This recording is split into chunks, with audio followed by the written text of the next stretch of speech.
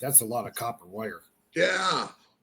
Yeah, 270 pounds. Yeah, and that's And big then- bucks now. And then, like with Joseph Newman, if you look at his device on TV there, when he was on TV, look how big that unit was. Yeah. Oh yeah, his big Eureka weighed 4,000 pounds. Don't drop it on your foot. Yeah. Exactly. Getting his But, wire delivered on a semi. Yeah, I think the big problem with his motor was, to a lot of investors, it didn't look very practical because of the sheer size, and that was an issue. I think they wanted something that was a little bit more portable, that you could use to run your house or whatever. But I think he just wanted to prove the fact that a big motor with a lot of copper wire on it, and just putting voltage into it and hardly any current, you could get a huge COP rating. Now, where everybody went wrong with this device, they were basing the COP on the power coming out of the system versus going in. He was also gaining a lot of COP in the mechanical energy that it was putting out, because he was running a huge mud pump. So it was not only electrical power he was getting out, he was also getting mechanical power. And a lot of people just didn't put those two together and say, hey, this is putting out COP in the electrical side, but also when it comes to torque and horsepower, it's also putting out a COP in mechanical power, right? And at our conference, we always had like a water pump or something always working, something always doing work, and that's the bottom line, is if it can work or not. Yeah. So he had two sources of power coming out. Yeah. So did you see his demonstration of his car in the Superdome? Yeah. No, I didn't see that. And it was such a big buildup, and then it could barely move. Yeah, because the motor took up the whole bed of the pickup truck, and he's got this thing spinning in there, and this poor pickup truck, like the shocks are coming down on it so low because of all the weight with the magnets and the massive coil of wire that he had in the thing. It just looked kind of funny, but he was just trying to prove a point, right? And most people didn't really understand it. Oh, it's funny. 2 mile an hour dragster, huh? Yeah. Like a tractor pull. Yeah, kind of like a tractor pull. But you know what? I admire him because he fought the government for his patent. He had, took it to the Supreme Court, fought all the patent office. They got several reputable engineers to say, yeah, it's putting up more power than what it's going into the system. But guess what? We're still not going to give you a patent. Right? Wow. So, he lost his house over it. He lost everything.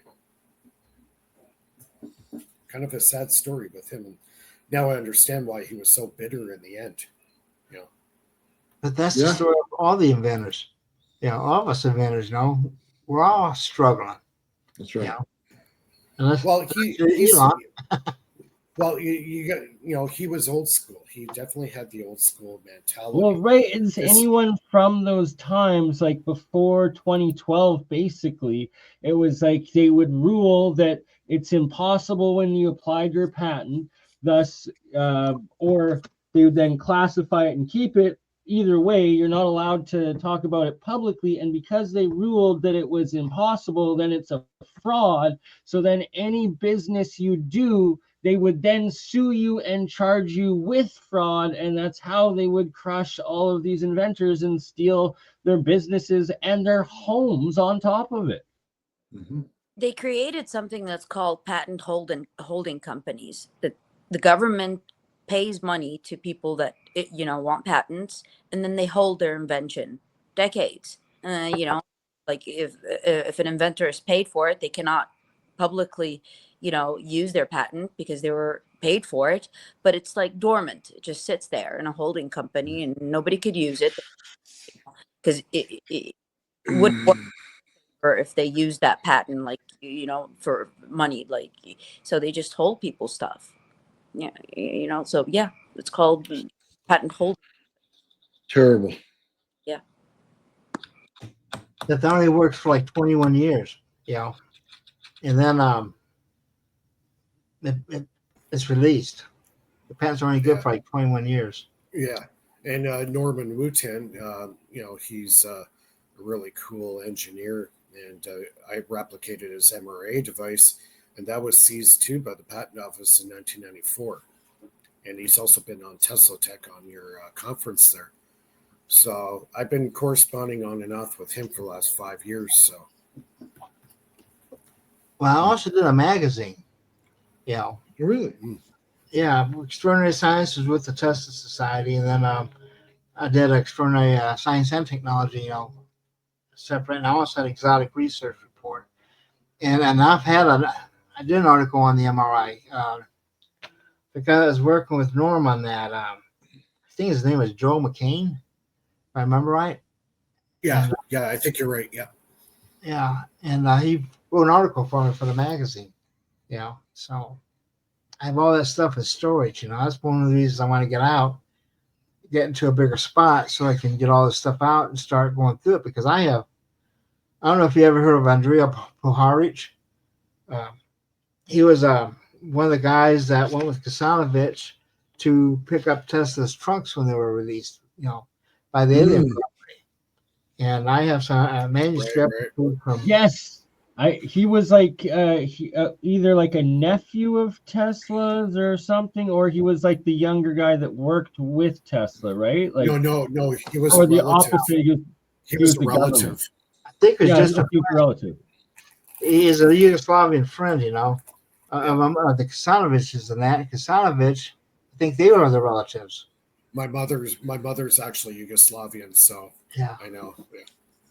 Yeah, and so Kasanovich is one that picked up those trunks, and all that stuff got shipped over to the museum there. Yeah. You know, but I just know Puharich made copies of a lot of that stuff in there, and I have some of his manuscripts that were never published. You know, so Well, I know John Trump. He seized quite a bit of his stuff that never got released. You know, they got a lot of stuff released, but there was a great deal of stuff that didn't get released by John Trump. So, well, now apparently, Mr. Trump, your president there, he apparently was in his laboratory back when he was a young boy, and he was showing him some of the devices. Yeah. So That's cool. Apparently, Donald Trump wants to get some of these devices out. well, I don't see how that'd be possible, because how old is Trump? Trump is now, he's 78 or 79 now. Yeah, and Tesla died in 43. No, his uncle, John Trump, Yeah, was the guy who seized all the stuff. So and I think he was wasn't he the FBI agent that was outside the door? yeah, he Yeah. was there the day they seized all his documents at his hotel. And I actually seen that hotel. I walked by it when I was in New York City there a few years back. So Isn't it amazing how he was just outside the door when Tesla died? yeah. Yeah. That wasn't coincidence. Yeah, I have a feeling. See, a lot of people don't know. I think it was about a month earlier, Tesla got hit by a taxi cab. Yeah. And he was injured. Now, I don't know if that was an attempt to take him out, but you know, anything's possible, right? It could have been just a fluke that he got hit by a cab, or it was meant to happen. So I don't know. It's kind of one of those things we'll never really find out, right? Yeah. Gotta be there Yeah. in the hallway. Yeah, just waiting. Is it time yet? Yeah. I got vulture at the door. So Yeah. So yeah, that's just one of those situations that is just going to go down in history that nobody's ever going to know. Like same thing like JFK, nobody's really going to know the real answer to it because it's just going to be surrounded by conspiracy theory, right? So oh yeah. So hold on, Yeah. did you have Bob Boyce at your one of your conferences? I believe I saw that on your channel. Yeah, he's been to two of them. You know. He did that. What was it? Water Smacker. Yeah, he's the brains behind the Water Smacker, and the other guy.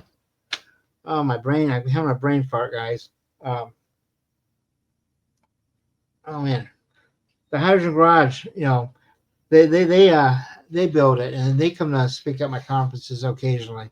You know, and they make a point of putting on their label Bob Boyce Technology inside. You know, on all the Water Smackers. How about Nice. How about Walt Jenkins? Was he on your conference doing the Yes. hydrogen, Yes, and the last time he was at the conference, I was at the Crown Plaza, and it was just before he died. You know, because then he goes back home. On his way home. His RV had an accident. He got banged up pretty bad in that. And then he goes to home. Then they have that hurricane, you know, and he goes to evacuate, and I don't think he made it to the hospital, you know. And now you got these other people who are part of his corporation taking over, and I don't think they like us because we put so much stuff about Walt Jenkins and the technology out there. They really don't like that, and they're so secretive about it and everything, you know. But it all gets back to it. Like the guy who's doing the inventing, that's the guy. It's all in the brain, you know. It's what's in the guy's brain, you know, who can see things different than what you do, you know. And that altered state is the real secret, you know. And That's right. Everybody saying the same thing gets you nowhere. well, yeah, you know, well, Yeah, think outside the box. and everyone. It seems like the people with the money, you know, they think that they are entitled to everything just because they have money, you know. And look at Elon. I mean, he thinks he's an inventor. He never really invented anything. It's his money. His family's money. He's a con man. He's a showman. Yeah, he's a charlatan. I mean, he's. Like he paid like a lot of good money for those inventors to work. Well, what's really bad Also about paid it, a lot of good money for video game clout. yeah. Well, did you see that test they have? Like they take a screen, they put it on a highway, okay, and they put this dummy on the other side of it, and they drive these self-driving cars at it, right? Mm-hmm. And the cheap models, okay, will stop, but Elon's Tesla model will run right through that and slam into the dummy, you know. And you're paying a premium price, but you're not getting a premium product. He's cheaping it out. It's Yeah. because You see the visuals like that people have released of the Tesla, what it sees and it detects? It's kind of scary. because it's using all optical and it's not using a LiDAR like the other cars are doing because he's too cheap to put it in his car, you know. And it's dangerous, you know. Yeah. And it's a shame because you're paying a premium price. Yeah. You know? Yeah, he's basing all the product on a brand, right? It's like having a And then look at all this money going to SpaceX and that. I mean, you know, that's old technology. I worked on the space shuttle, you know. I worked on the seats, you know. Nice. But that's old technology, you know. And it's not even up to par with the Saturn V, I bet, you know, when you get down to it. And yeah, exactly. It's archaic technology. This stuff is so out of date. Even the space shuttle, like you know, we all know, you know, the black programs are out there. They have worked on exotic propulsion. You know, why not use it for space exploration? Or if they are and they're doing it in secret, well, I think the taxpayers should be informed where their dollars are going to. And I think that's where a lot of people have a problem with the black budget programs, what their money is going to pay for.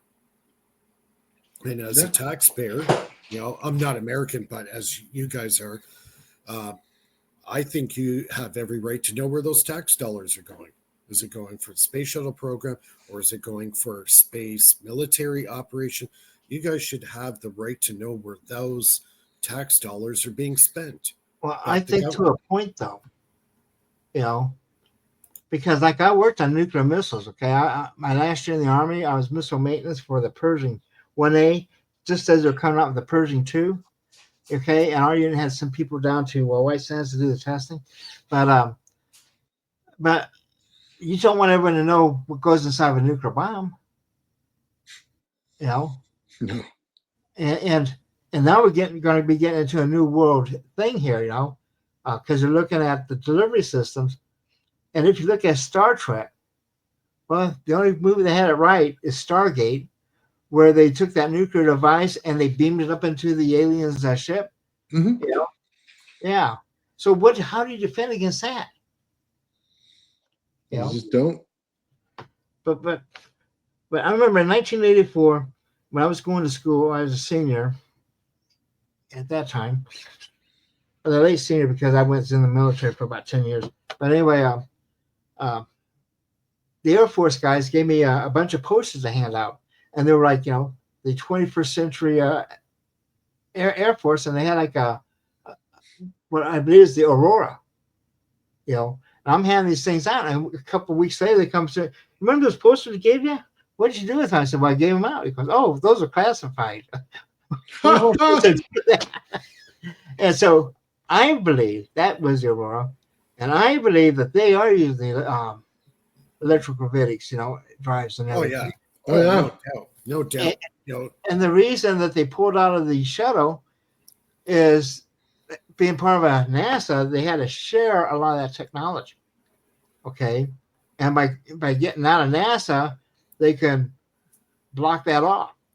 But I believe that they're using that stuff, and all the SpaceX stuff is just a show because we had enough parts to make another shuttle, but they refused to let us build it. You know, and Martin Marietta and Lockheed and Rockwell, they were going to go together and put it together and fly it on their own, but they would never let them do that. But now you got, you know, Elon out here with SpaceX and the other Bezos with his was it Blue Orbital or something like that.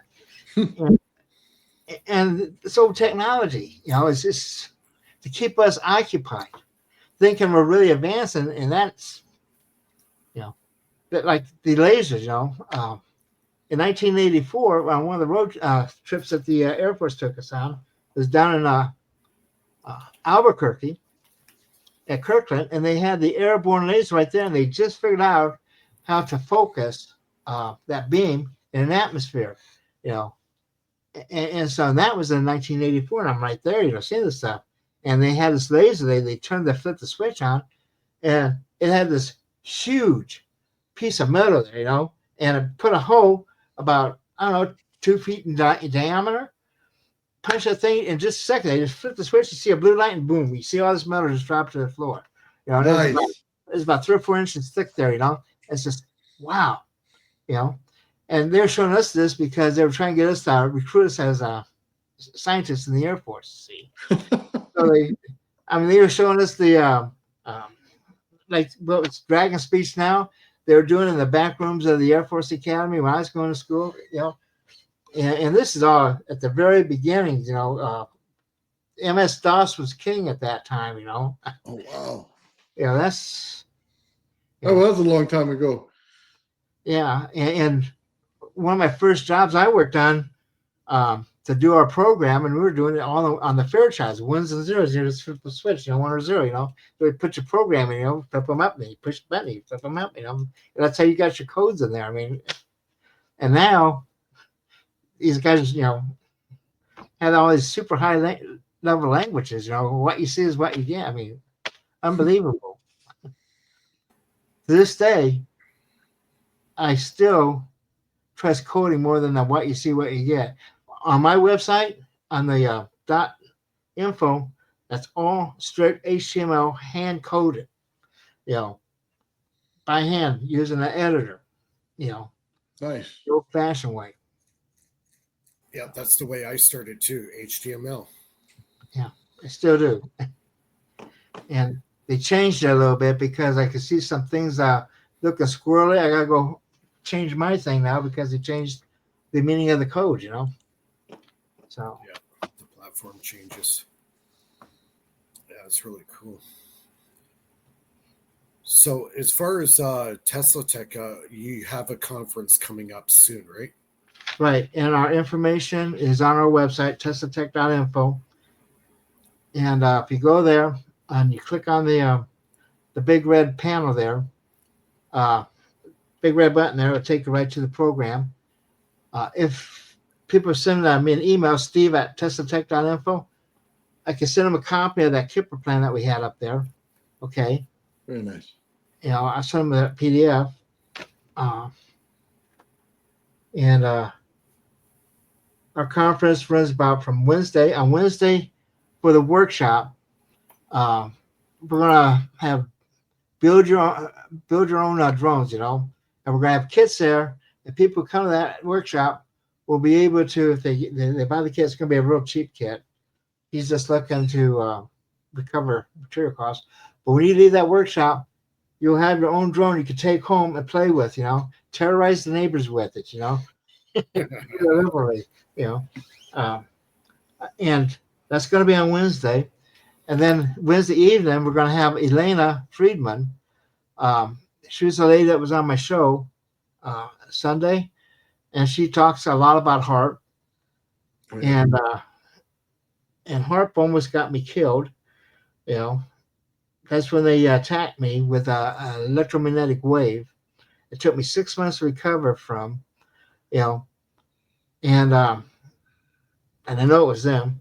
And that's what I did. I put together a book on mind control. I put together a book on non-lethal weapons because I had to figure out if I was going crazy, you know, because I couldn't even sit in front of a computer, you know, at one point because I was so sensitized to the fields, you know. Well, And, why would they want to attack you? There's a couple different agencies within the government, forces within the government, okay, and they're fighting amongst each other. And the bad guys got to me first, okay. They're the ones who attacked me. Then after I got recovered and started putting out my book on mind control and non-lethal weapons, the guys in gray come out and they told me just keep doing what I'm doing. They have my back, you know, and that would never happen again. And every time I've been stopped by law enforcement, things get real weird real fast. And once they throw my social security number in, they can't seem to get rid of me fast enough. And the last time the FBI threw handcuffs on me, when the guy ran my social security number, his face just turned blank, you know, and his jaw dropped, you know, and I'm going, so am I under arrest or am I free to go? He goes running back. His boss comes out, get this coat off. So, sorry about that, Steve. You know, so they know who I am. Wow. Yeah, they know who I am, and so you really got to watch out for that stuff, you know. And that's how come I make a point to stay in the public eye, because as long as I'm in the public eye, I feel I'm safe. You know, and they only get you when you're alone. Yeah. You know? Well, when you're alone, nobody. Nobody's gonna worry, you know, if you die or not, you know. Well, I've seen too many movies where they don't find the guy for a couple of weeks. I don't want to be that way. I mean, Yeah. nobody wants to go alone. Well, you know what? I almost take it as a compliment if they're going after you. That means you're doing something right. But in a way, right? well, like I said, there's two forces there. One who wants to get the stuff out, and one who wants to keep it locked up. Okay. And who do you think's winning right now as far as? I think it's a total mess right now. And but because of the internet and everything, Yeah, everything's like really calmed down because there is no secret anymore. Yeah, there the is no toothpaste is out of the. Yeah, exactly. The toothpaste is out of the bottle. You can't put it back in. And my biggest fear right now, if I put that in quotes, would be Skynet. You know, with all this AI stuff coming out, and by the way, we have a class on AI there too. It's going to teach you how to do your own AI. I figure you got to know what they're doing so to fight them right. But with the AI, they're trying to get rid of us. You know, they're trying to get all these people, like all these deportations. Those aren't by accident. You know? I don't think they want to get rid of us. They just want to enslave us and get us confused, disinformed, in debt, especially in debt. So we pay interest rate continuously to feed the central banks and the feds. Yeah. Well, they're losing out on me because I'm an all cash person. There you go. I have a debit card. I have a couple of different places, you know. I just don't want them to be able to shut me down in one place, you know. And I don't want to carry. You got to have some cash, but you don't want to have too much cash, you know. And then they put those magnetic strips in the money, so they could, when you walk through those things, you know, at the airport, and that they know how much money you're carrying, you know. Mm-hmm. They have technology at the grocery store. I'm a billion% sure. I'm Oh yeah. 1%. I walk in with an amount of money, and somehow it always is exactly the same amount. It's like, how is that possible? How's that? So I started wrapping them in aluminum foil just to offset the system to see if they can't, you know, mess with them. And then you got these things here. And you ever notice me talk about something, next thing you know, start getting all these ads about what you're talking about? They're listening, you know, even when you tell it not to, you know. And so, to me, you know, and then when Elon gets in the government and he starts doing all this stuff, you know, the Doge, you know, he's creating chaos, but in the chaos, he's stealing the info.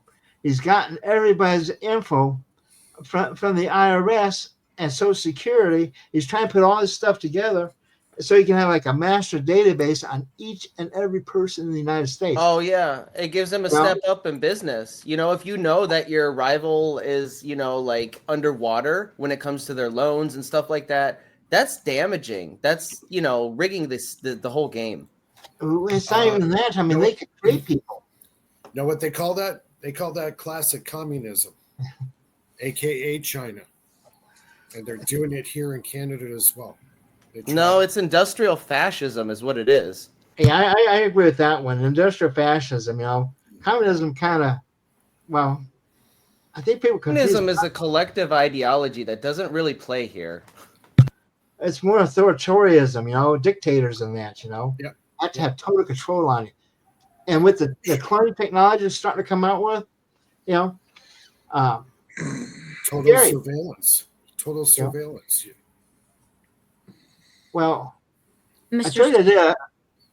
Elswick, how would you shield yourself from HARP or similar technologies?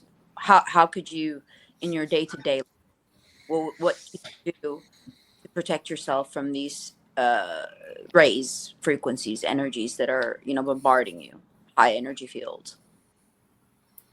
Well, the high energy fields, if you're in a metal building, you're pretty well protected from the external. But now you got the internal. You got these Wi-Fi's. You know, there is no protection anymore. There is no privacy. You know, and with the Wi-Fi's now, they can actually see through walls with Wi-Fi. You know. Yeah, that's true. And so we are in a whole new realm. You know, where, well, we have no protection, you know, and you're totally exposed. And so you can either not do things that you might be embarrassed about or develop some thick skin and they go one ear and out the other. I mean, I believe Yanis Varoufakis, the former Minister of Economics of Greece, described what we're currently experiencing as techno-feudalism. So we're transitioning out of capitalism into a techno-feudalist economic system. And if you get to where I'm going, you get in the middle of nowhere, it won't matter as much, you know, and become more self-sufficient, you know, as much as you can, you know. But there is no protection, you know. I try not to use, like when I'm getting ready to move, and when I move, I won't have Cox cable or Mediacom, I'll have to rely on like SpaceLink or Starlink or whatever. And then they also have Earthlink. And I'll probably go with Earthlink because not only are they cheaper, they're higher throughput, as they're stationary. Whereas the other ones are rotating all the time and they're switching over. So I'm going to go with the stationary one, I think.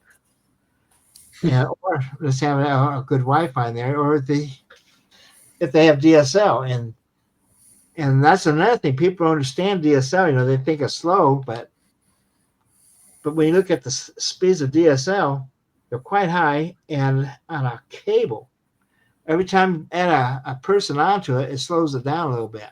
Yeah. And if you live out in the middle of nowhere, true. like I did back when I lived in Queen Valley, I was the last guy on the line, so it was like crack the whip, And so my signal was all over the place, and it was so bad they paid me back for 2 years of telephone service because they couldn't even understand what I was saying. Their noise was so bad. That's terrible. And I ended up getting DSL, which was super fast, and it was within a mile of the optical cable, so I got high speed, that way. And There you go. And so I guess you just gotta watch everything, Like even we have no control over our lives anymore. The food you eat, Here they put all kinds of garbage in it these days, and not everybody can grow their own, And so just be aware and try to avoid things when you can. I was hoping Kennedy, when he got in there, would take out some of those artificial food flavorings and stuff like that and kind of help us clean out some of that stuff in the food industry. Well, he's trying to, but he's getting his he's running into difficulties, too. Yeah. And the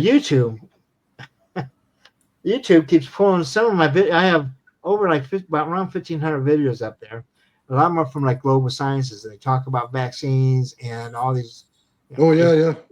And it seems like those they've been trying to hit me. I only had about 5 pulled so far, maybe 6, but still, I don't think they should have ever been pulled. And so if you get a chance, check out those older ones. I mean, a lot of these guys aren't with us any longer, and this Real ID now, it took them 20 years to get that Real ID to the point where it is now, and now they're forcing it to have it. The Real ID, and the reason it took 20 years is because we don't want them to have that much information about us. We never did, The states don't want it either, But now they were kind of forced into it, and now you won't even be able to fly without it. It gets back to control, And now that Elon has access of all your information, the question is, how do you put the genie back in the bottle? And I think it's going to be a long time before we get to that point where we can. Yeah, he just quit today. You know that, right? He they did a press conference and they named that kid, what was his name? Big Balls. He's taking over for him. They announced it on Fox News. Big headliner, Big Balls. Dude, I was dying. I mean, right there on the news, man. I had to click on the button because it said it. Who says that? They put that guy in charge? What? Dude, I don't know if they put him in charge or what, but they had a big story on there. Him sitting in there with the president and Elon as Elon quit. And then they announced Big Balls. And I'm going. Dude, you can't write this. No, you can't. It was the best, dude. But no matter which side you're on, that was funny. Was he wearing his 2 hats in that one? No, I think he was just wearing one. One, yeah. Oh, some young kid, too. That's what even made it funnier. The thing is, they have all these young kids making all these changes. They don't know what the hell they're doing, I mean, they don't have any work experience, and they're good at following orders. They're good sheep. That's what they are. Well, the people giving the orders don't know what to tell them to do because, unless you're doing it, you really don't know what you're doing. I mean, when I went to work for Sperry, out of college, fresh students, and got this new job, and I go to work and all I'm doing is sitting right next to this old guy watching him punch in numbers and flipping switches and everything. Is like, and he's not saying anything. He's not telling you what he's doing, Yeah. After 2 weeks, it's like, wait, what the hell are you doing? Why don't you explain this to us? It's got to be awkward. And they started, opening up and kind of telling us, and then when they were putting in a new system for like ordering parts, and it was going to be a corporate wide effort, and then over about 3 or 4 factories, and then our unit, because we bought the stuff, we inspect the stuff, and all this information had to be transferred. And so they're doing a unified system, They had a whole crew of people there, and they always had one guy come and sit with us, for a week at a time, and we'd be telling him what we were doing, what we were putting in, and what we were looking for. And he'd be taking his notes. He'd go back and they make changes to the program. And then they'd have us come in on weekends and put garbage into the system just to see if we could break it.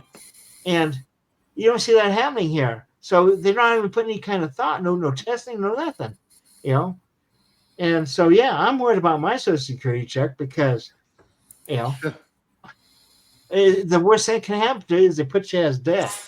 Then when you're dead, do you know how hard it is to prove you're alive? Once they mark you as dead, and it's a nightmare. And this idea they're paying millions of people, dead people, money, that ain't happening. That ain't happening because they know who's dead and who's not. For the most part, unless you die and someone puts you in a freezer and is taking your check, and the government can't do really anything about that, unless you're going to have nationwide freezer checks every week or something. I mean, so I don't know. So, but how come a whole bunch of dead people voted Democrats a couple of years ago? I don't understand.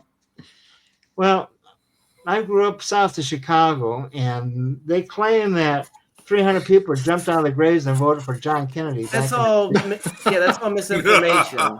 That's all misinformation. Statistically, voter fraud is very, very insignificant. It rarely happens because of the consequences, and it's so hard to do.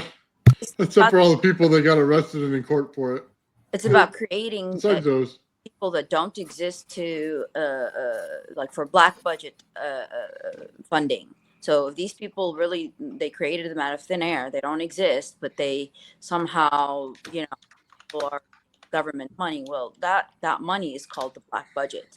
They create fictitious people, fictitious businesses to fund fictitious nonprofit organizations in order for, the money to disappear. And those, But that's CIA crap, That's CIA stuff, and that, and but like to vote, I mean, every time I went to vote, it's not like, well, in Vegas it's a little bit different because they have like a centralized stuff.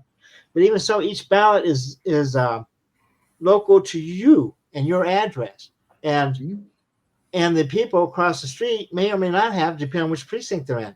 So the ballots aren't all the same, so it makes it very hard to have that. And if you live in a small town, everybody knows you're in a small town. I guarantee you, and they know everything you do. And so if you live in a small town, it's good preparation for the way we live nowadays, where everybody's watching, I mean, even my computer, I unplug my camera at night. I don't use one of these screens, where it can read, at all. Very smart. Unplug it entirely. Sometimes if your only option is to put a piece of tape over it, you can do that too, but that's extremely a good protocol. Yeah, because it also takes care of the mic too, when you do that. They don't catch you dancing in the living room naked on your living room TV. When he's right, there's hidden mics everywhere and devices that people forget about. There's one in your camera that you might forget about, and even though the camera's off but it's plugged in, they could be listening. Electronic tyranny at its best. Yeah, of course, pretty much. Of course. At some point, I was driving in my hometown, And I said, "Oh, look at that bar! How boring it is! How boring it looks." And then an hour after, I started having ads on Facebook about that bar. Of course. Yeah, you'll talk about something that you've never talked about before, and all of a sudden you get ads for it. I know. Yep. Like I have an Alexa at home. When we're not using it, I unplug the damn thing. I don't leave it in because it's spying on you. Yeah. For advertisements. That's also good protocol. But if you think it, not even say it. I've had this where I'm thinking of something, not even verbalized it to, out loud, nor had a conversation with it, nor searched it, a thought. And then I see it, through my feeds. Well, they pick up on thought frequency. That's what I don't understand. Well, the AI is learning your algorithm, probability of what your thoughts are going to be. And that's scary when you think about it. It's actually predicting what you're going to think. So what's the best thing to, fight against this? Like in the middle of the day, just break out and where you throw off algorithm.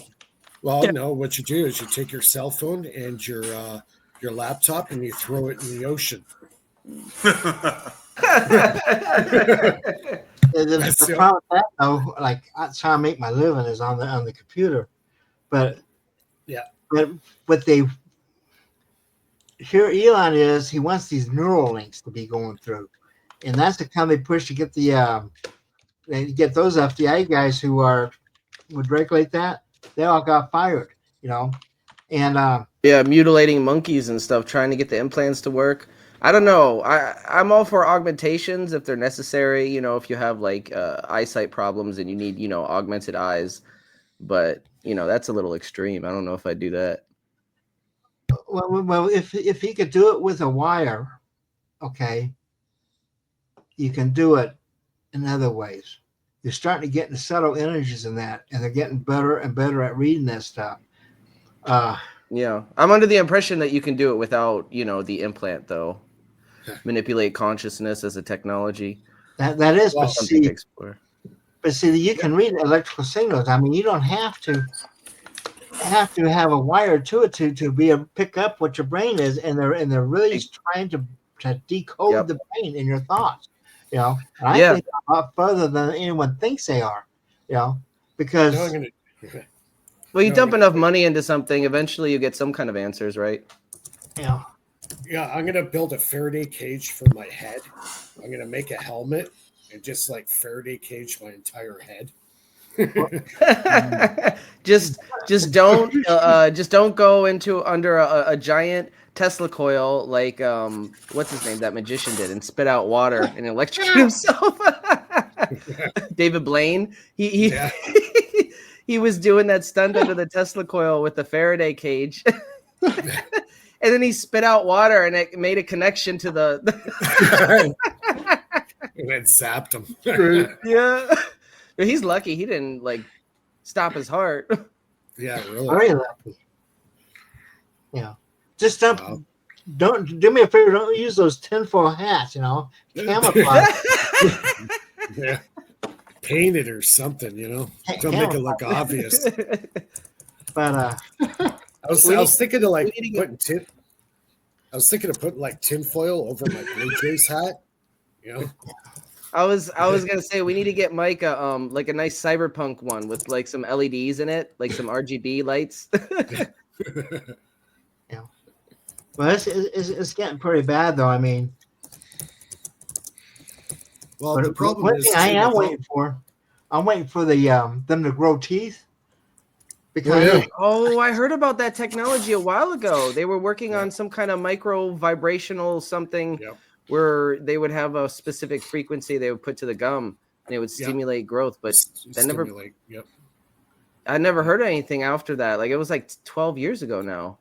Well, the Japanese guys are coming out with some stuff, and I heard some Canadian people are supposed to. But I need some teeth badly. I can't afford dentures, Well, the mechanism to regrow teeth is in our DNA. We just need to learn how to activate it. I think the frequency therapy could be a route. I don't know. I'm with you. I need some good teeth myself. Yeah. Well, I mean, eventually, you know, we all need some care and TLC, right? So, you know, even now I'm only 36, but my knees are starting to hurt. You know, I'm starting to get those pains, so I got to prepare myself.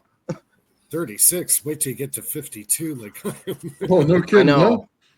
Yeah. No, it's going to be rough, but hopefully by then I won't have to do construction work anymore, and I'll just be in the lab here. Nice. I can barely climb steps right now. And if I get this place I'm looking for, I'm going to break my lease by just getting the doctor to write me a thing where I can't climb steps. You know, I live on the second story. And for sure. I take the dog out, you know, at night, you know, and they come back in, man. Sometimes I just barely make it in, you know, because it's just, I have to walk at an angle. It's like I do a crab walk to get up the steps. My joints ache so much. Oh, wow. Yeah. And right there with you, man. Yeah, that's not easy to hear.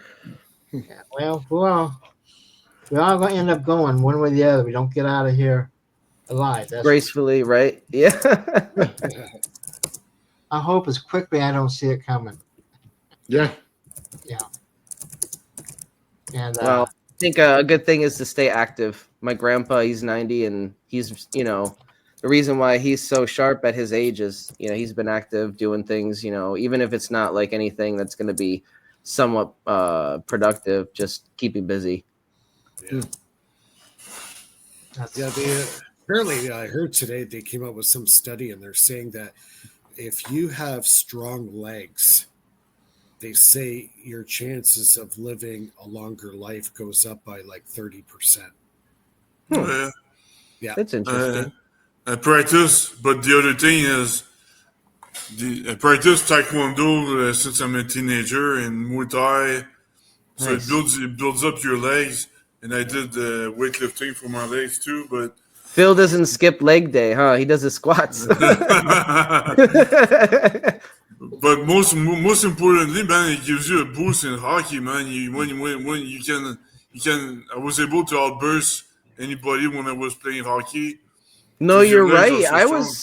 When I was younger, I took Taekwondo briefly, but I know, like, just, you know, stretching, and it gives you agility. It makes you faster and quicker. Even it doesn't matter how much you weigh or how big you are, you know, you still end up quicker and more agile after, you know, some Taekwondo.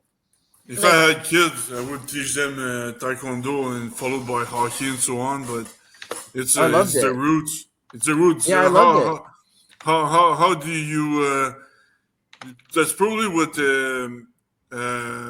Connor McDavid is doing. The hockey player, McDavid, I forgot his first name, but he skates so fast, you know, the guy is so fast. Connor. He probably worked a lot on his legs. Yeah. Huh. Interesting. Did it pop in one of those Buns of Steel videos every once in a while? Exactly. I'll get my transducers. Oh, I'll get my transducers from my Renegade device, and I'll put one on each cheek. You guys.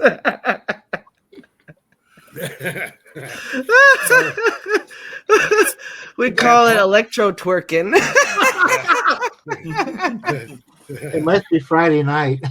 Yeah, that's it. Sorry, Steve. Hey, Steve, I apologize. We call this going off the rails, and from time to time we do that. Yeah, sometimes you just got a Tesla twerk. Tesla twerk. Oh man. It's funny. Hey, what happens to the panels? You know, with us in it, the cartoon that Nathan and Ben had. What happened to the cartoons? Oh, sorry. We usually do things in a group, man, and there's not a group to do it in right now, so we'll have to wait. Yeah. Those things are great, though. I would take everybody's voice, man, and what they said and twist it around to a Star Trek episode that made absolutely no sense, but was hilarious to listen to. Yeah. It's like those old Japanese anime shows that make absolutely no sense whatsoever, but they're so awesome to watch. And they have big eyes. They have big eyes, and they always like crying for like. You can't see their face for like 10 seconds. It also reminded me a little bit of what was that movie, Kung Pao Enter the Fist, where he used a bunch of old footage and then implemented himself in there and reworked the story. We still have to do one with our whole group on the International Space Station. Oh, I think that'll be it. We talked about making it into a 7-Eleven on the way. Yeah. That was great. And we'll put Gerald in the rubber room and rubber room, is he gonna be bouncing around? Yeah. If you guys do ever get out to our conference and that, every night we have a social thing, and we have all this food and everything, and people are scattering over there and around and they drink and eat, for the rest of the night, and you're barely able to make it back to the place at 8 a.m, before we start all over again, But yeah. Oh wow. Nothing brings people together like food and drink. Nothing brings people together, and it's a good chance to relax and unwind. And you can talk about it, and especially drinks and in there's Vegas. no official videos. Yeah, drinks and videos. We have. Yeah, no videos. Some people have videos. Act out no videos are taken. Anyway, I guarantee you have a great time. I've been to that hotel in Albuquerque, but I've been to something called Cosmos to the Stars conference. I don't know if you're familiar with that, but it's held in a hotel in Albuquerque. Which one is it? The Crown Plaza? Yeah. It's called Cosmos to the Stars. But pretty cool. Got invited there for something called the Trump Space Force. That's neat. I got recruited to the Space Force. I mean, I applied, but I don't think they had any positions available in my area. I'd have to relocate. But I think let's all move to Vegas, man. Yeah, we have a. We can move here. I'm moving out. I don't like.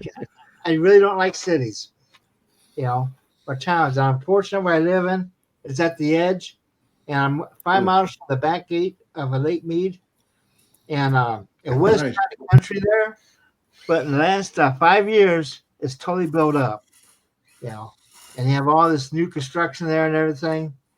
Oh yeah, and it's too crowded for me, Oh, you don't like big cities? I grew up in the country, Yeah. It's just like I was born in the military. I was born in an Army hospital. My dad was in the Army Air Force at the time, and outside of Boston. And when my dad he stayed in the military, my mom got divorced, but my mom lived out in the country. So I lived out in the country all my life. I went to a country school and everything. I rode the school bus, had a fight every night on the school bus because I like reading books, and I'm reading books. You always have these bullies who come tapping you on the back of your head, and you can't let that stand, And yeah, as soon as you stand out in any way, you get picked on or bullied, if you're different. And I'm the smallest. The bullies. I think the bullies they're jealous because when they see somebody smarter than them, they're gonna heckle you and stuff like that. So yeah, they see what it comes easy, something that comes easy to them or to somebody else, and it doesn't come easy to them. Yeah, exactly. So they get jealous and they know that that's exactly what happened to me. I got in a fight just once, and then I started martial arts, so nobody would because when I was in the first year or second year of high school, I was very short. I was not tall at all. I wasn't big, and I got into a fight once, and then I started martial art. Nobody would mess with me anymore. But then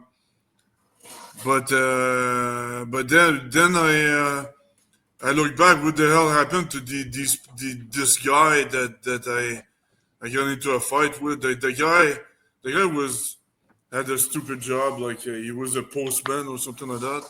Was not very smart. You know what I mean? So they postmen statistically go postal. yeah. Because he use a gun. Yeah. And it reminded me, Eric Dollard, he had the same issue when he was a kid. So what they would always have Eric Dollard Day, where he would bring an experiment into the classroom. So what he did was he always used a test subject, and he always chose the bully. And by the end of the experiment, that bully just received a huge shock and would put him in his place. So, nice. Yeah. Good for him. Yeah. That's one guy I wish I would have a conversation with at least once. Well, if Aaron has a conference in Idaho, you should go, because that's where Eric will go. Mm-hmm. Have you spoken with him personally, or Eric? Yeah. Oh yeah. Yeah. I've known Eric since. Well, there's a video called Free Energy that was made in 1987 by Borland, and Eric is going through all this. I'm sitting in the background. I'm one of their guests there. Oh, okay. So, right on. And the last time I talked to Eric has been about during COVID. Aaron had his conference up in Coeur d'Alene there at the fairgrounds. It's the first time we got a chance to really sit and talk to him, because they were the year before. But yeah, get the chance, be an interesting person. Yeah. Yeah. Hey, by the way, I think BurnEye got abducted by the aliens. Yeah. Or the NRA. Yeah. The NRA. Oh, that's funny. Men in Black showed up at his Yeah, the Men in Black. Yeah, I had a friend actually have them show up at his place. Oh, wow. Do you have a story to tell there? Yeah, he was building interesting story. He was building a very interesting hydrogen reactor, and he had it at a farm very close to Niagara Falls, Canada. And he was letting it run for a few days, and they were upstairs in the house. The unit was in the basement, and actually, in the barn beside the house. And the reactor went supernova. It created such a blast, it destroyed the entire barn, and also created a very small shockwave that registered as an earthquake. Wow. A 2.1 earthquake. The shockwave hit the Niagara escarpment and just rang like a bell. Wow. That's so crazy. Not only that he had the cops at his house, he also had the geological survey at his house. Yeah, he got a lot of attention. Yeah. Was okay though, because that's a lot of. Oh yeah, that was a big shockwave. He said. He said the furniture on the upper level of the house jumped off the floor about 2.5 feet. Oh wow. Yeah. Wow. That's insane. Yeah. But can you imagine what he absorbed? Oh yeah, he said if he was anywhere closer or in that barn, he wouldn't be here today to talk about it. So the canister that had the reaction in it was about 1.25 inches thick of stainless steel, and it popped it like a pop can. So it was a malfunction, or it was a runaway. He had a runaway in the reactor. So he also had the Ontario Energy Commission also at his place asking him about this reactor he built. and to the point where they're like almost harassing him. What were you doing? Because they thought it was a nuclear reaction he had.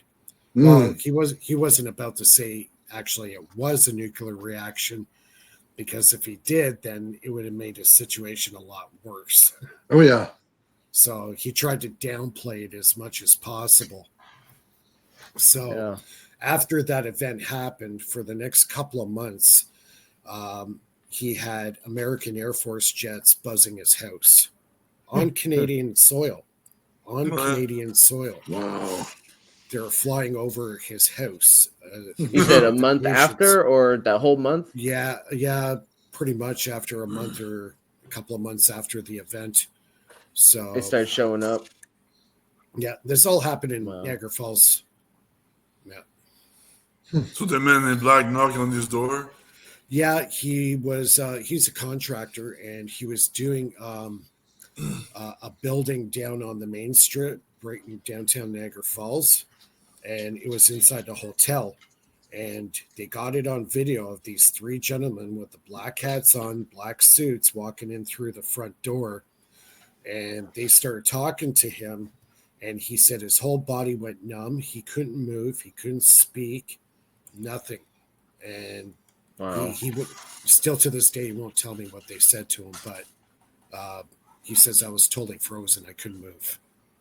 So whatever they had on him, he said it wasn't real. He said they weren't human. Those damn Men in Black perverts. Yeah, they're nothing but perverts. That's all they are. Not fondlers in black.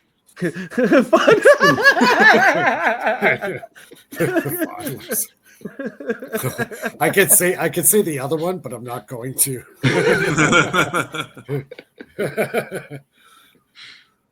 Oh wow.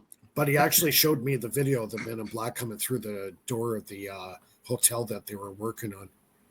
Yeah. Oh wow, that's cool. That's bad. Just bad.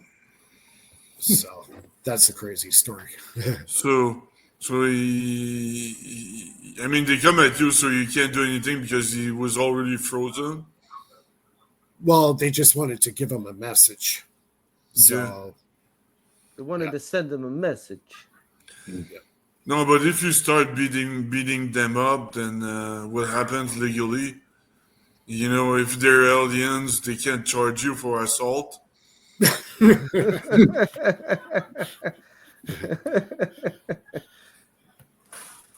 But remember, they're shapeshifters too. So they could play the role of the judge. They could play the role of the officer. They could play the role of just anybody. They shapeshift into whoever you're going to file a complaint.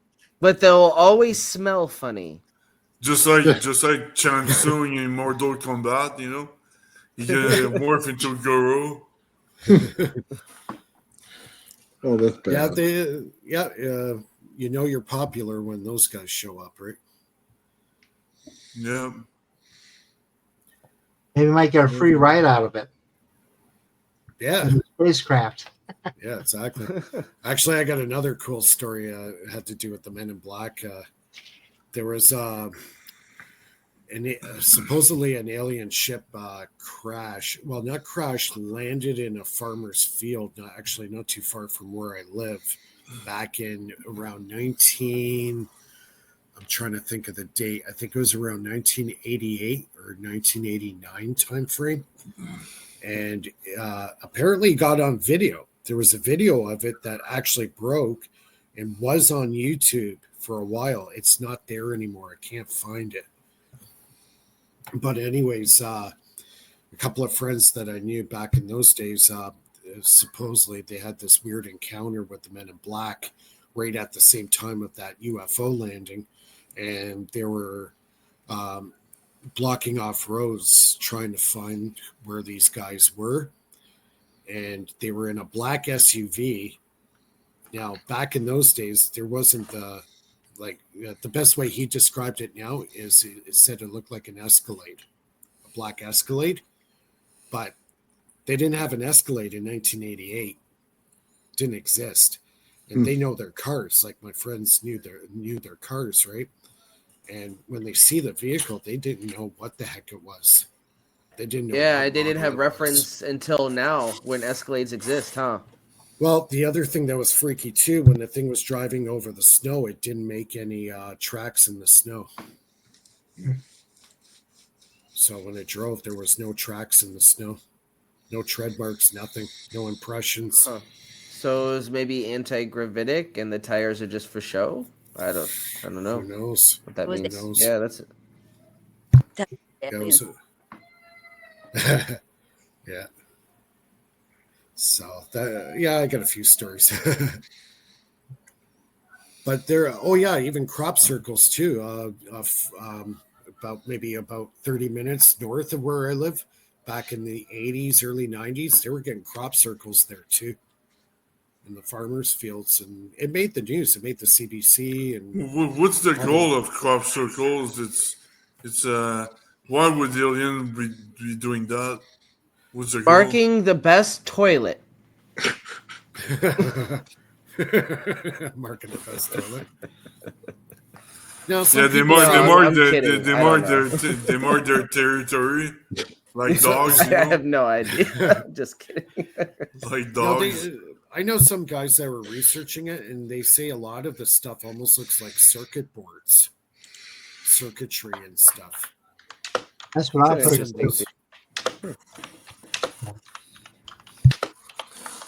So,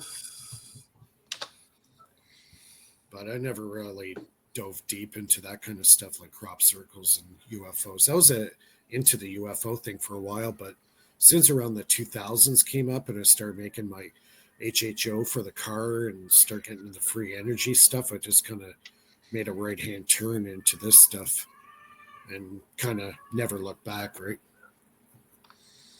Well, it's all coming back out, though. Oh, yeah. You know, all the UFO stuff is.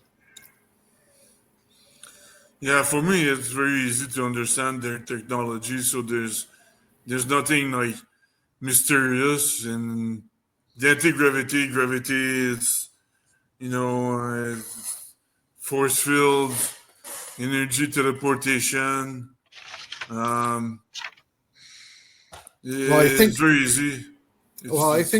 I think what the alien stuff is, I think they just have so much advancement in material science. Yeah. That we're not there yet. We don't have that material science down, metamaterials and all that.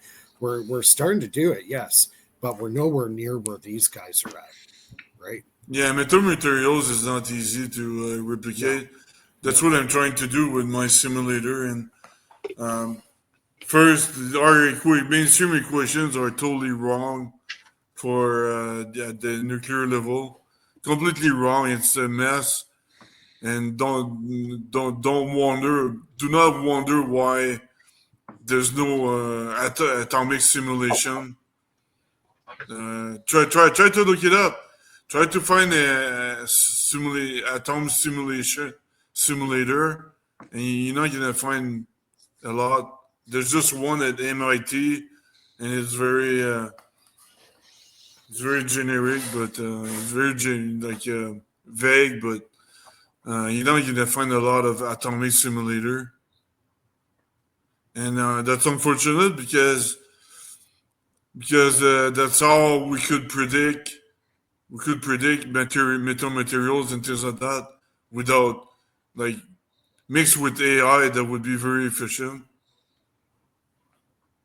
Yeah, some of I don't know if you guys heard, but Joe Rogan did an interview with Hal Puthoff yesterday, and they were talking about the piece of metal that apparently Art Belf got. It supposedly is from the UFO. Mm-hmm. And anyways, Hal Puthoff, he got a hold of this material, and they put it through the spectrometer, and they said, yeah, definitely this is out of the ordinary, because there was 18 different layers of, I think it was a titanium, but the one element that I found really interesting that seems to be showing up in a lot of supposed, UFO material is bismuth. Mm-hmm. So interesting. it's kind of interesting. But he says What the are thing is, the I'm way sorry. I they're was just going to ask: are there any unique properties to bismuth that could be interesting to note here? There are some companies out there experimenting with bismuth to actually replace silicon as a semiconductor. And there is a company in China right now that successfully built a bismuth-based microchip with, like, when it comes to capacity-wise, it's like times 100. So not only they're able to crunch the size of the chip down, it's also exponentially larger. And they're also implementing to create the substrates for the transistors on the chip. They're using graphene to create the substrates. So this is a real huge leap forward as far as chip manufacturing, and this is big for especially like say AI systems. You're going to have a capacity 100-fold strong, more capacity and computing power, right? So that quantum computer just got a lot smaller. Well, they also, bismuth is a step away from lead. If you heat it up and pour it differently, it turns into lead. Right. And the amount of capacitance that stays in it is very high. When you ping it, it pings back really fast and spikes right up. Right, exactly. And that was what they were talking about, is the fact that this chip also requires, I think, 40 or 50% less power to do the same job with this, a conventional silicon chip. So this chip here is revolutionary. It's pretty big news. So it's being developed in China right now. So that could give them an upper hand when it comes to building AI systems. So I don't know, the Americans better step up their material science. It would make sense in a outer craft of a UFO because it'd have a lot of reactive power. So as soon as you get that field to flip a little bit, you can push it, and it should hit real fast right away. And that's what Hal Puthoff was talking about, this metamaterial that they got. There was layers of this bismuth and other alloys, and they were so tiny, the layers, that they actually gave a sample. I think he said Bigelow Aerospace, and they tried to fabricate exactly what this piece of metal was. They couldn't do it. They could not do the layering. And Bigelow Aerospace is a pretty high-end aerospace company. And they said they couldn't fabricate it. They couldn't do it. Was it built as a capacitor then with the different layers? I can imagine so. Yeah, sure. If it's being hit with a high voltage or dielectric capacitive value, sure. Maybe that's exactly how these things work. They're just giant friggin' floating capacitors.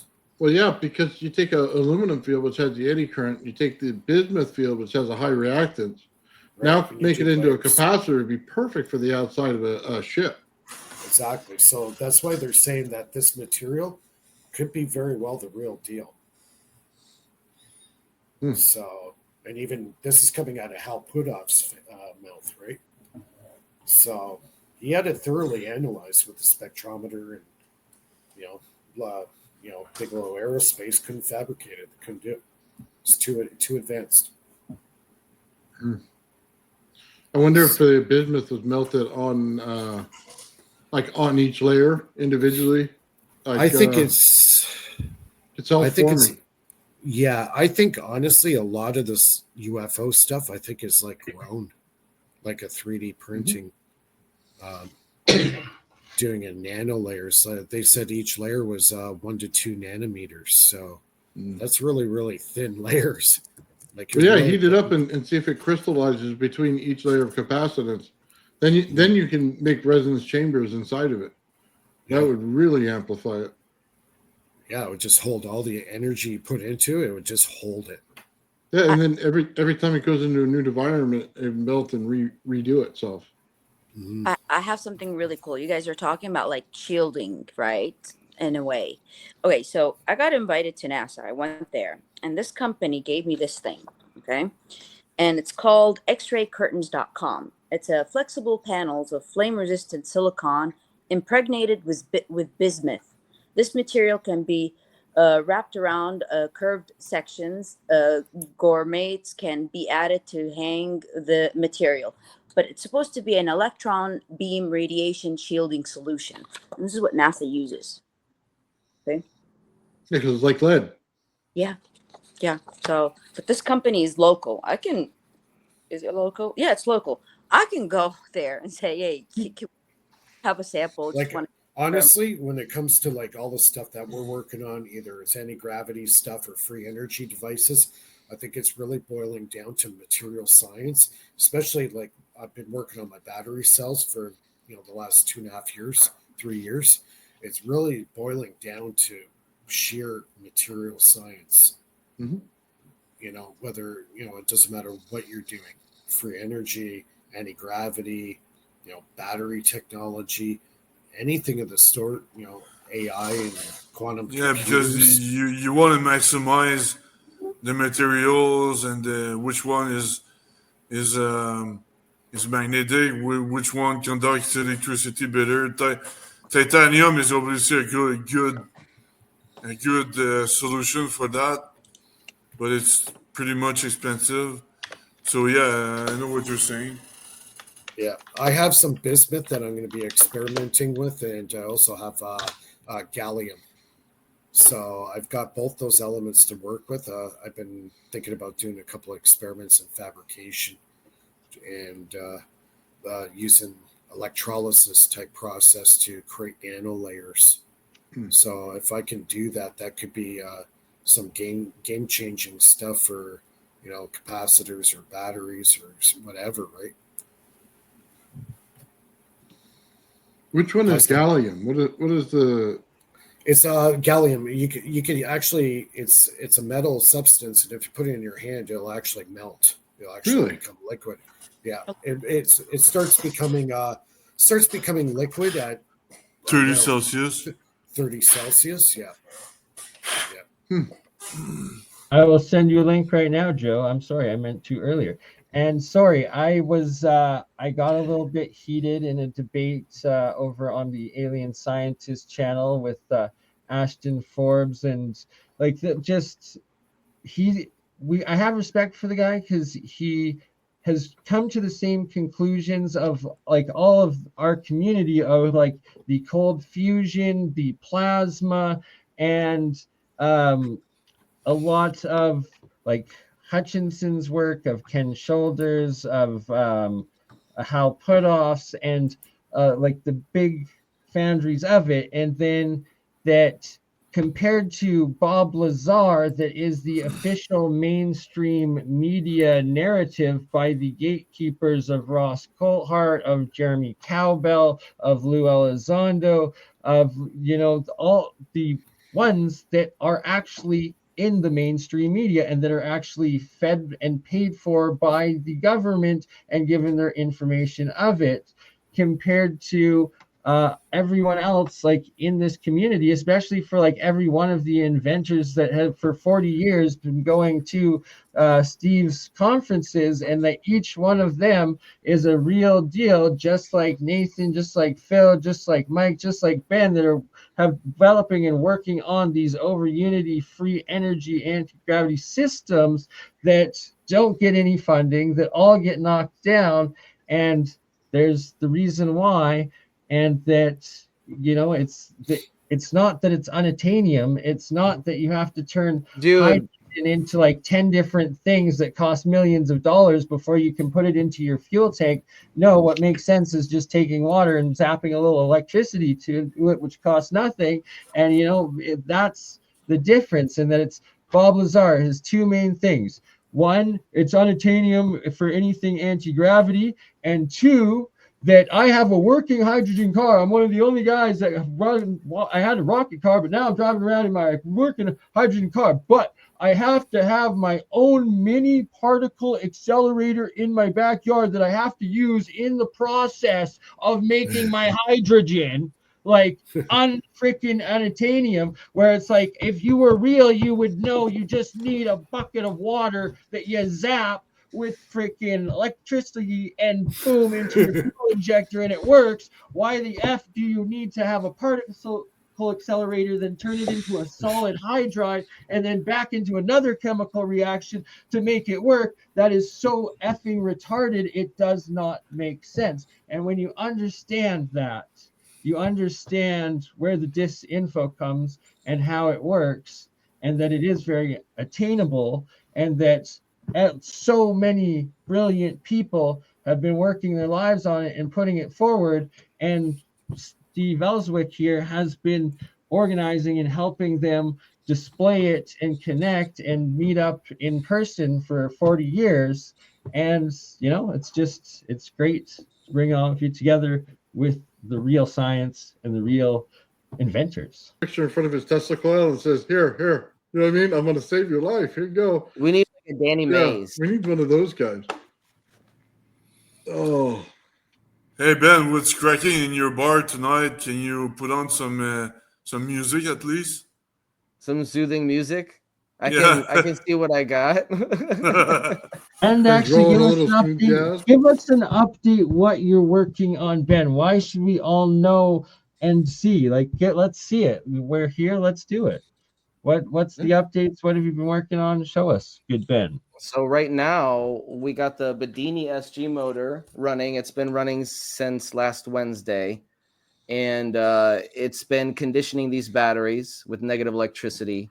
And if I'm successful in conditioning them, I would consider sending one to Bob Greenier for analysis, because it's my theory that negative electricity might include or carry plasmoid structures that could embed themselves in the plates of the battery. And that's maybe why we're seeing those effects, specifically enhanced efficiency.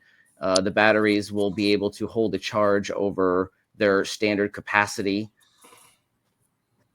and they'll last longer. So that's what I'm doing right now.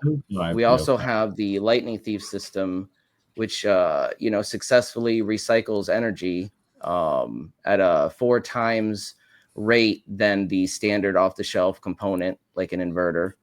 So we're seeing phenomenal results with that as well. And it's all open source. Everything is open source. You can go on the description of my video and click on the phase 2 guide and get started in building your own 0-point energy system. Very nice, right? And that you've been trying to reproducing lots of the Nunez's, the one-stop energy piece on Earth coil, which is a more advanced vortex rodent coil sort of thing, correct?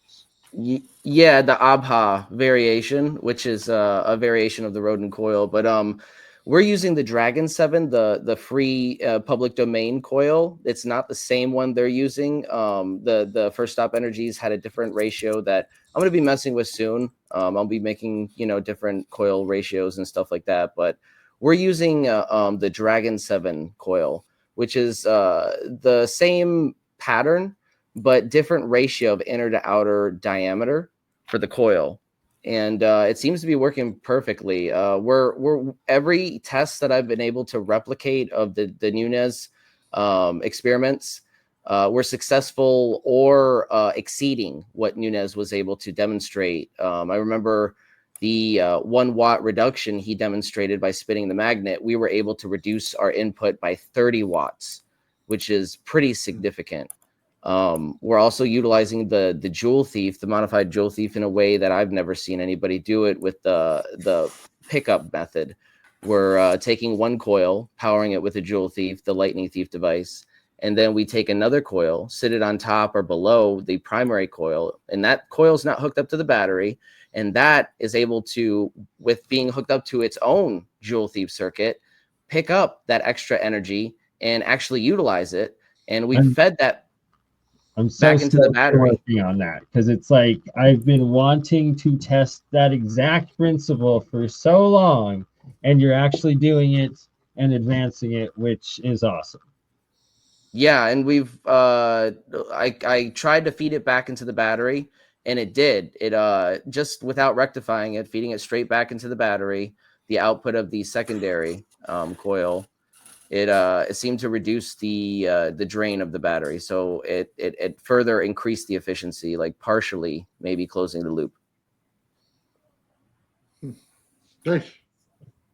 Very nice. And what I want, like envision, is having two extra coils of identity, one on top and one directly on bottom, and two circuits with it, sort of thing.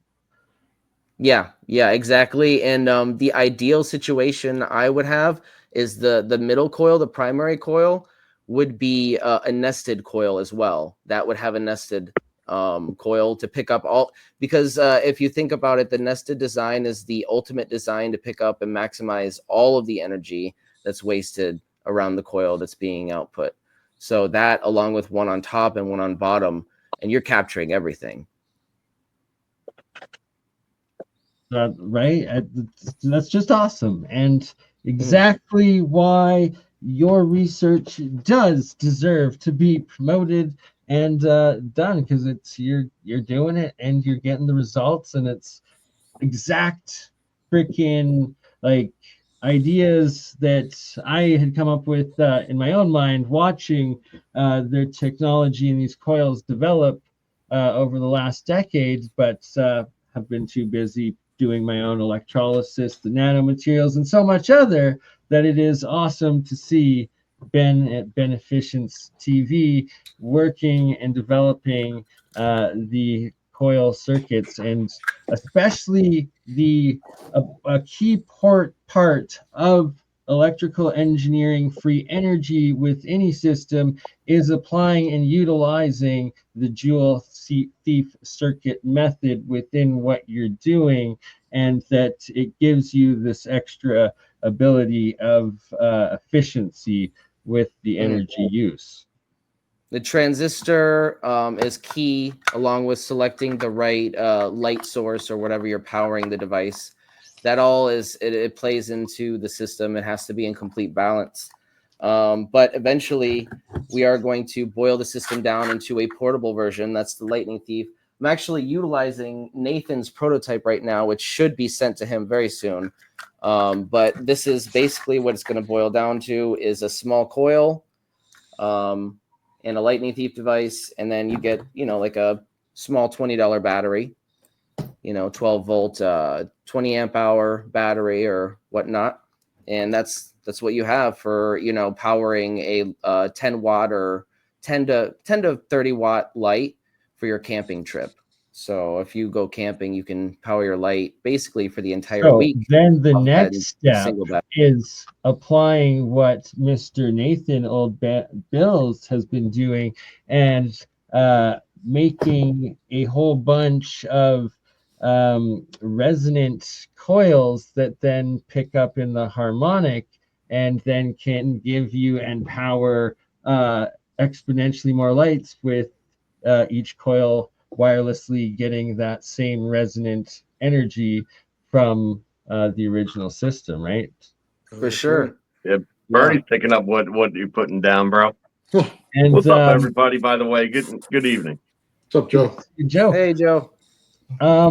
Nathan, have you had a chance to give like an update on what you've been working on and stuff and show? Because it's like Steve, like you're new to all of this, and this literally is the League of Extraordinary Inventors, and every single one in here has been working on a whole bunch of crazy inventions, reproducing other like main stable like ideas and projects in the free energy like community and understanding for like decades, and then advancing it and coming up with their own things and taking the stuff to like second, third, fourth generation style stuff. And then to end it off, maybe Mike, have you been able to talk about your batteries and all of your stuff yet too? Is all right if I go, Bernie? Absolutely. So I resonate Tesla coil, so I can take a primary Tesla coil, resonate it. I can take a secondary Tesla coil, just the number 2 coil, put it 6 feet away and absolutely resonate it without a problem. I can also pull plasma out of that number 2 coil without anything else connected to it. It's just by itself, the exact value of the coil, and I have a primary coil 6 feet away that's plugged in, and that one gets to turn on, the other one turns on as well, just by the resonance. Now I can do that throughout the entire room here in the garage without a problem, and just start clicking them on based on the resonance frequency being exactly perfect in every single one of them. That's just one of the things. The other thing was I can prove out the fact that as soon as you get resonance in a system, you're going to get extra energy put into that system. It'll actually throw both plasma in the top and the bottom discharging out of that number 2 coil. It's sitting alone. So you get a vortex in both directions. It turns into a bipolar Tesla coil as soon as the energy runs through it. Absolutely amazing. But I go further than that. I could put a rod down the center of my Tesla coil with nothing attached to it, absolutely nothing attached to it. I put it right into water, and I can restructure water. I can take the plant, make it grow faster. I can do everything that water smacker does. Everything that it says it can do, I could do right here in my garage. I can produce fields of energy that are way stronger than anything else. It'll produce a field that goes on the outside at 10 volts, maybe 2.5 feet of the Tesla coil, but the rod down the center hooked to a wire going into water will produce a 5-foot field coming out of it. I'm compressing the inside of that Tesla coil in order to change the energy. Now, because I'm taking a transverse wave in my electrical and make it into a longitudinal wave in my static, which comes out of it, the 2 waves in oscillation make a radiant wave. It's one of the things Tesla talked about that are not really well understood. That radiant wave builds out in scalar. So now I take that and I compress it into the center. So what it does is it pushes back on the micro scale, and as it forces it in, the harder you force it in, the more it pushes back out the energy. So it's working to amplify the field by multitudes of energy. It is the same thing that Sal Paez talks about. It's the same field that he's talking about. I can reproduce the field on the outside that takes static electricity and holds it in with a radiant energy field. I can then take that static electricity built on the outside and push it with that radiant field. I can turn off and on your computer. I can change all the different channels on your computer. I can do all kinds of things with resonance. The exact resonant frequency of everything is key to making anything work and give you extra energy. When you want to sit there and take your Tesla coil, put the rod down the center of it, put it into your rodent coil, I can use your rodent coil as a bit. So basically what I do is I can take one leg of the 22 different wires coming out of that rodent coil. Each one of them I can convert until I stop the saturation from happening in that rodent coil. So at the first one, you're not going to get enough energy to loop the system. At the second one, you will. The third, the fourth, the fifth, the sixth, as you go on, will continue to produce energy. When you get to that point where the rodent coil is no longer saturated, you got to go back one. Then you have multiple powers of energy coming out of this thing. I've absolutely figured out how to make resonance more powerful, to make runaways in circuits possible. In order to create the maximum amount of energy you could possibly have in something, depends on exact perfect resonance. Not close, not kind of close, perfect.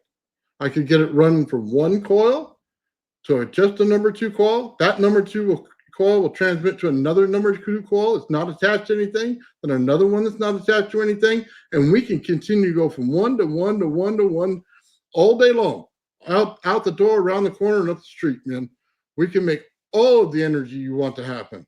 It's all about resonance. I figured it out finally. I put all this stuff into the Tesla technology, man. I make beautiful coils, man. So I have some behind me that are absolutely museum quality, man. These things are nice. And that's what I've been doing, man, all the time. Building different coils, building different systems, seeing how they react, seeing what the resonance value of them are, being able to loop the system by being able to bounce them back and forth in resonance to create a runaway so that we never have to stop it. The key isn't the battery. The key is the resonance. You have to be able to hit it at the right pitch, at the right time, and the right amplification, man. And then you can really, really put a system together. So that's what I've been working on. Nice. Awesome, brother. Awesome, dude. Steve, do you have any questions in regard to that? As I know, well, you're TeslaTech, and I was just listening to him, and he needs to come down to the conference. You know, he can demonstrate his stuff. I agree with that. And I'm going this year, and I think everybody that's here should try to be there too, because we got to make it epic. Yeah, you guys get there, and if you want to demonstrate stuff, then we'll have tables where you can. I'll sit you up at the table. You can demonstrate and talk to people on it. You know, I know Ben would like to probably meet Bob Grenier. He's going to be there at the conference. You know, nice. So Bob's going to be there. I was hoping for that, and that's epic. And I look forward to being there with Bob. You know, we had like 20 speakers, you know, and like I say, you know, and they all get together at night even. You know, you can catch them in breakfast, you know, because if you stay at the hotel, the breakfast comes to the room. And if you at night, you know, I provide the refreshments at night, you know, and so and everybody gets a chance to sit and talk, you know, in a relaxed environment, you know, where people aren't on the guard, you know, and they're off camera, so people are a little bit freer about what they say when they're off camera, you know. I know I am. You know, there's things all the good stuff. 100%. There's things I won't talk about in front of a camera. For all of us, and half the people here even have NDAs and stuff with proprietary information, yet alone so many more of the actual whistleblowers out there or former military or government people that it's like you've signed legalities that there's consequences if you speak about something publicly. Thus, only with trusted, closed-knit fellow inventors and scientists is one comfortable to discuss and share things for the sake of advancement of science and humanity with each other in the community, and that's what it's all about. Yeah. Yeah. Well said. When's the next conference of TeslaTech? Our conference is August 6th to 10th in Albuquerque. Okay, cool. August 6th to 10th. Okay. New Mexico, here we come. And then we can all meet in person too, right? It's like, yeah. Awesome. Hey, if you don't mind, since old man just went, what I want to talk about real quick is actually directly related to all the work that he did. In fact, it's based right off of it. So I'm actually really happy that you're here for it, Bernie, because I think that you're really going to vibe with this whole idea. But really, it was Phil that I wanted to share this with, because as I was doing this thought experiment, now mind you, something could be totally wrong, might totally be bogus, what I'm about to say, okay? But it was a thought experiment that ended up in a little bit of a theory, all right? Now, taking everything that Nathan had just said about being able to put an indefinite sum of secondary coils into perfect resonance and just continue that, you know, to whatever extent is necessary. What the thought was to make a macroscopic crystal lattice in resonance with silica dioxide's native resonant frequency, and to have the structure of the secondary coils perfectly aligned with the lattice structure of quartz crystal. Okay. By doing this, what you would have is an analogous EM system that would act as a virtual piezoelectric, in my opinion. And actual physical plasma field in that harmonic resonance. So, right. So what you would have is you would have a primary secondary that's feeding the rest of the structure. You'd have secondary set up into the molecular crystalline structure of a quartz crystal, being hexagonal or whatever have you, right? Once you're able to achieve that and the spacing is all correct based on the input of your system, and the native frequencies, the key here is that it would have to be native to silica dioxide, because that's what you're going for. You would have interacting toroidal field patterns, you know, that would actually form a larger overall field pattern, toroidal field pattern, building out the levels of it. Now, if you're able to create this analogous virtual structure, at that point, it would, in my theory, at least, act as a virtual piezoelectric. So anytime that you now assert any pressure differential on the external field geometry, it would be a reactive type of voltage accumulation and ultimately discharge. So it acts as a force field in that case, because unlike a crystal where it's structured and it's not going to discharge unless if it's in direct contact with the conductor, you have this there's no walls to it. So it's not like you have to have a solid piece of crystal. It's just a macro crystal. It's a macro version of the crystalline structure. Nice. Yeah. Nice. So now whether or not this works, again, it's going to work. I know exactly what you just described and the effects of it and how it all applies. And it's like this, it's both the incorporating the key feature of the lattice nano coating on the outside of the coils, which then projects the EM field out that then creates the plasma field interactions, as well as the fact that you're putting it in the harmonic resonance with quartz and silica. The only possible issue is it might have too powerful of effects depending on the strength of what you're doing and how it goes out. But right. So what it would be like to be inside of that field, I really can't predict such a thing because I've never been inside of a piece of quartz crystal to really report back. But what I can say is that it would be reactive, and just like a piece of quartz works in the scale, the more pressure you exert to the quartz, there's videos of quartz like under pressure and stuff where apparently it's like glowing and goes anti-gravity and stuff. Regardless, it's piezoelectric where under pressure it gives off light.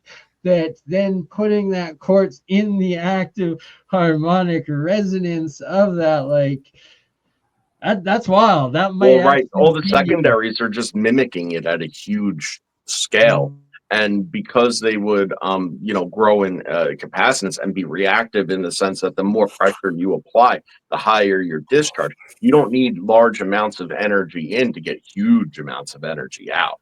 Huge amounts of energy, because every single one of those secondary cells are going to want to dump discharge. And it's by orders of magnitude because of the pressure, the compression that exists not only within each of these secondary toroidal flow patterns, but also on their torsion interaction fields and their center compression fields. Okay, so you're talking about orders of magnitude, little in, tons out, and all pressure sensitive once something comes into it. Creating the Townsend effect. There you go. So, Bill was saying earlier, he has his system.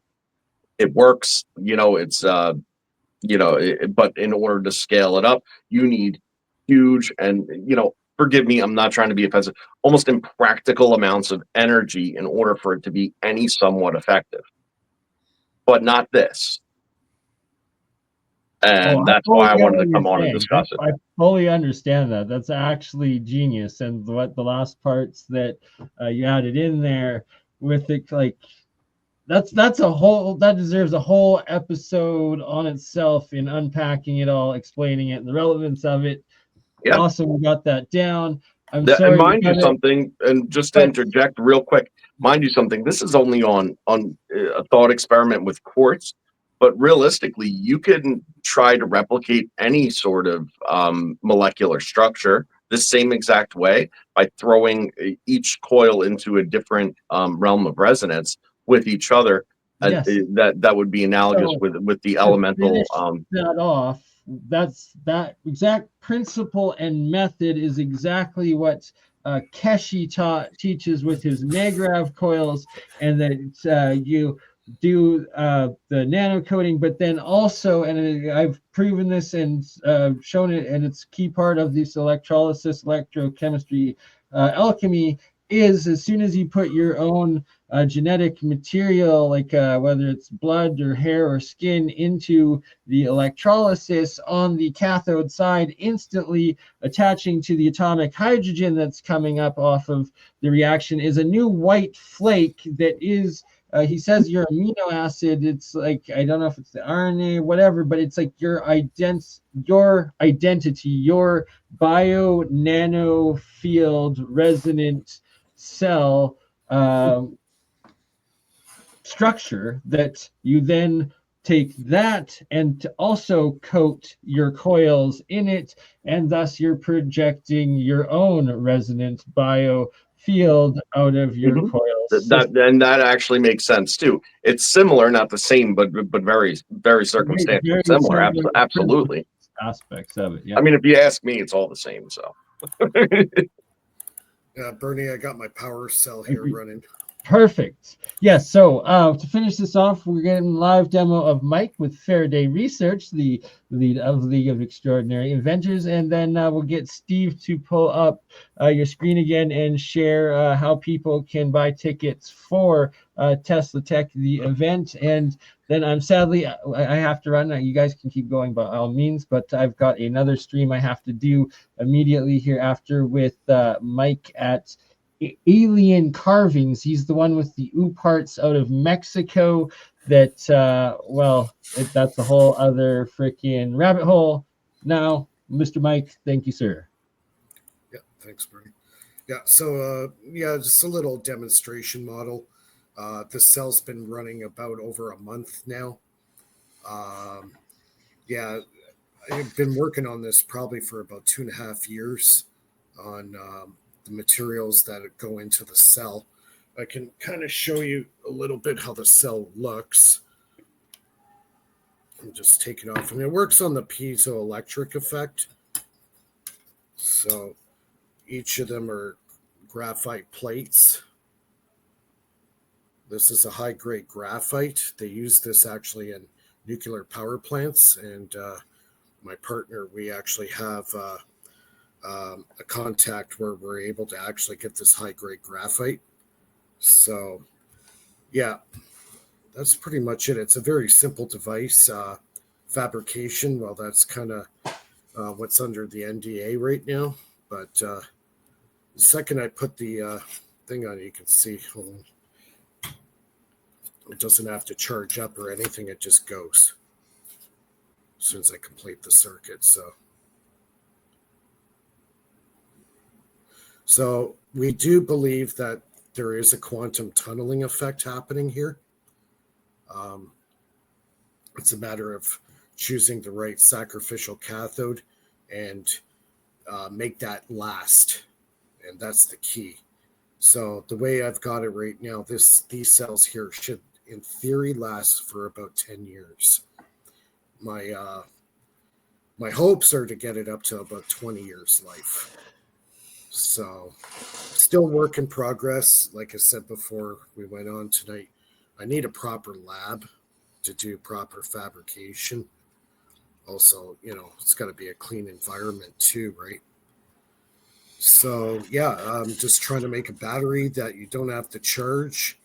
You just plug it in and go, power any device with it, charge other batteries with it. It's just something that's always kind of fascinated me. So I've kind of worked on the sidelines and haven't really published that much on it. But that's pretty much it. Sorry, short and sweet. Amazing. Thank you, Mike. Yeah, and awesome. That's your current project. And then there's several other you just didn't have to set up tonight, like your Renegade machine, generator, and your structured water, and a few others.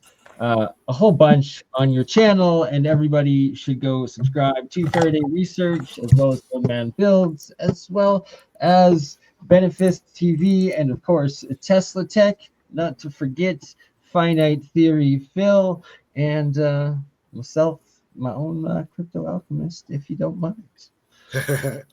Yeah, I think that's a full show, guys. We've gone almost 3 hours here. We'll just finish off, Steve, if you want to. Or Steve. You do have brought up. There we go. Okay. So let's all aim to meet here and be here. I'm already going to be there, and everyone else. should be as well. And Bob Grenier is going to be there. So, if you want Bob Grenier to see and be exposed to your work, do a live demonstration in front of Bob, you can do it at TeslaTech. Great reason to be there. Awesome. Hey, Mike, can you post my Patreon link? Yep. Hold on here. So, Steve, do you want to just quickly give the details and we'll close it down? Yes, we have a conference in Crown Plaza Hotel in Albuquerque, August 6th to 10th. Hotel rooms run about $119 a night. Includes a free breakfast, That's for 1 to 2 people. And then you can also contact us at the TeslaTech.info.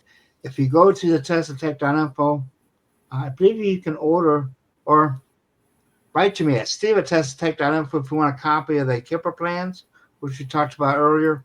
And there's our phone number there. And I'm pretty much up 24/7. And I'm looking forward to see you all.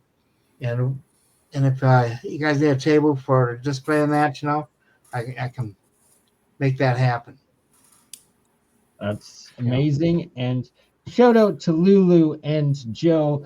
I'm sorry that I wasn't able to include, but you're both regulars on this channel as well as Joe over on Old Man Bills. And for those that don't know, everyone here is a true league of extraordinary inventors working on free energy and so much more. And Steve, it's an honor to have you here and be a part of it and include in, because you literally have been the pillar of the old and like the established, the pioneers of inventing free energy and alternative technologies, and keep putting it on today, and that it's up to us, the new next generation, and that now that we're able to connect online and publish all the results, and that it's creating less fighting and less fake debunking, and instead more actual confirming, learning, and development and open sourcing, that it's also crucial to have spots like TeslaTech where it is a physical meetup and demonstration of all of our genius ideas and developments, and be able to not only share it with the other community, but help verify and develop every single one of us works. And it's awesome. Thank you all. Thanks everybody. Thanks Steve for joining us on my channel tonight. Greatly appreciated. And you're always welcome on when a conference is coming up, or if you just want to hang out with us on Free Energy Friday, you're more than welcome. And everybody, we go live to air again next Friday at 9 o'clock Eastern, 6 o'clock Pacific. And we'll see everybody soon. Okay, take care. Have a good night, everybody. Thank you. Take it easy. Much love. And I should say, shout out to Taryn Earthling to end it off, because would have loved to have him on tonight, but not enough time. Let's do next Friday. We'll have Taryn Earthling on for Free Energy Friday, where he will do a full, he has the largest digital PDF document archive, and do a presentation of all of the patents of historical free energy. And on that note, ta-ta. Nice. Great.